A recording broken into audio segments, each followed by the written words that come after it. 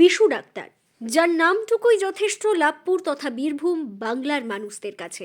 Bishu doctor, যার ভালো নাম সুকুমার চন্দ্র, যিনি কথা সাহিত্যিক তারাশঙ্কর বন্দ্যোপাধ্যায়ের এক কথাতেই গ্রামে থেকে গিয়েছেন। লোভনীয় চাকরির লোভে অন্যত্র চলে যাননি। তারাশঙ্কর বন্দ্যোপাধ্যায়ের স্নেহধন্য এবং ডাক্তার বিধানচন্দ্র রায়ের ছাত্র বিশু ডাক্তার নিজের কর্মজীবনে বহু মানুষের মুখে যেমন হাসি ফুটিয়েছেন, ঠিক সেই রকমই তিনি অনেকেরই ডেথ সার্টিফিকেট লিখেছেন।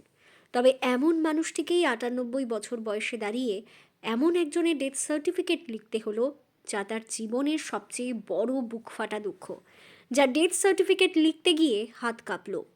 গত শুক্রবার বিশু ডাক্তারের অন্যতম প্রিয়জন শ্রী রাধাচন্দ্র পরলোক গমন করেন। নিজের স্ত্রী পরলোক গমনের পরিপ্রেক্ষিতে তিনি নিজেই ডেথ সার্টিফিকেট লেখেন। যে মানুষটি নিজের কর্মজীবনে অজস্র মানুষের ডেথ সার্টিফিকেট লিখেছেন, সেই মানুষটিকে এবার নিজের স্ত্রীর ডেথ সার্টিফিকেট লিখতে গিয়ে কোথাও যেন থমকে যেতে হলো। গত 4 মাস ধরে বিশু ডাক্তারের স্ত্রী রাধাচন্দ্র বার্ধক্যজনিত কারণে শয্যাশায়ী ছিলেন। তবে স্ত্রী শয্যাশায়ী থাকলেও তিনি কিন্তু রোগী দেখতে ভোলেননি। এমনকি স্ত্রীর মৃত্যুর আগের দিন পর্যন্ত রোগী দেখেছেন। বিশু ডাক্তার এমন একজন চিকিৎসক, যার কাছে আসা রোগীরা খুব তাড়াতাড়ি সুস্থ হয়ে ওঠেন। তার অভিজ্ঞতার দাম কতটা তা এলাকার মানুষরা খুব ভালোভাবেই জানেন। পাশাপাশি তিনি রোগী দেখেই টের পান কার আর্থিক অবস্থা কেমন, আর এমনটা টের পেয়ে তিনি পিছিয়ে পড়া বহু রোগীর ক্ষেত্রে বিনামূল্যে চিকিৎসা করে দেওয়ার পাশাপাশি ওষুধের দামও নেন না। মৃত্যু দেখলাম, মৃত্যু দেখে মৃত্যুতে কষ্ট হয়, কিন্তু কিছু কিছু আমার ছেলে যখন বড় হয়ে সার্জন হলে, তখন আমি ভাবলাম যে এটা কিছু করলাম, ভালো করলাম। আমার মেয়ে যখন, আমার একটি ছেলে একটি মেয়ে, মেয়ে যখন বড় হলো তাকে পুরোপুরি ইয়ে করেছিলাম। আমি ইচ্ছা করে এখানে লাভপুর স্কুলে তাকে চিকিৎসক শিক্ষকের পোস্ট দিতে পারতাম।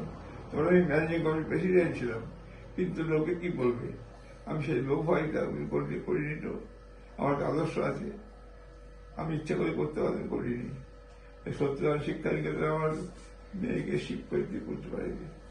আমার বাল্য থেকে আমার কাছে আমার ছোটবেলাতে আমি দাদা একটি কন্যাকে আমি ছোট থেকে মানুষ করেছি। সে আমার কাছে আসে, এখন আছে। আমি মৃত্যুর সময় সেই দেখলো যে আমার স্ত্রী কেমন করে মারা গেল, সে নিজের চোখে দেখলো। অমন করে আমি বললাম যে তোরা কি করছিস, আর কিছু করিস না, আমি ছেড়ে দেয়। তাও চেষ্টা করলো, কিন্তু রাখতে পারলাম না ধরে রাখি। সেটা সে নিজের চোখে দেখেছে। আমার ভাইজি, তার নাম শাশ্বতী দত্ত চৌধুরী, সে দেখেছে সেটা। আমার মেয়ে দেখেছে, আমার মা মারা যাচ্ছে।